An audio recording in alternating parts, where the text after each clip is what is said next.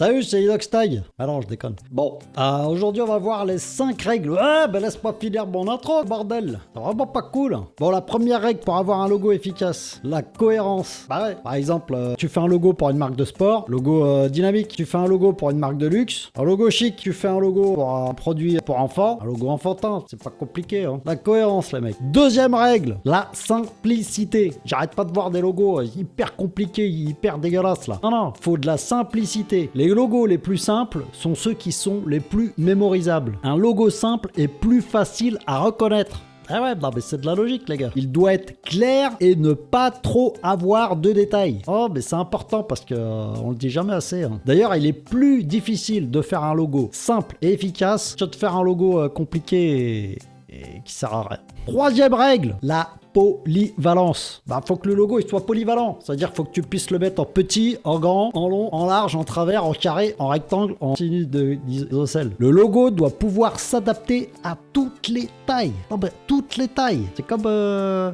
préservatif. Hein. Alors j'ai une petite technique si vous voulez voir si votre logo est efficace. Lorsque vous faites le logo, vous mettez un flou gaussien dessus. Si vous arrivez à le reconnaître, c'est qu'il est bon. Quatrième règle, l'intemporabilité. Intemporabilité. Un logo efficace n'est pas à la mode. Non, suivez pas les modes, des trucs bizarres avec des espèces de flous bizarres, avec des trucs bizarres. Non. Évitez la mode graphique. La mode, ça se fait, ça se défait. Est-ce qu'on s'habille encore à façon Louis XIV? Non, ça sera bizarre. D'ailleurs, vous regardez les logos Coca ou Mercedes, ils ont très peu évolué. Donc du coup, pas de logo à la mode. Les logos intemporels sont ceux qui résistent le mieux au temps. Ça, on dirait Abribus en Fort Boyard. Là. Et là, c'est l'un des plus importants pour moi. L'originalité. Faites pas des logos qui ressemblent à Pierre-Paul Jacques.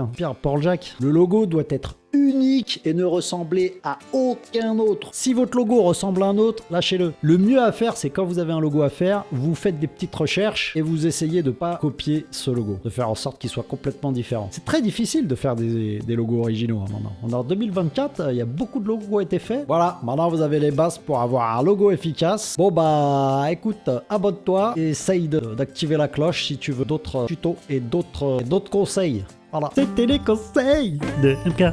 Si tu veux d'autres conseils, abonne-toi. Ouais.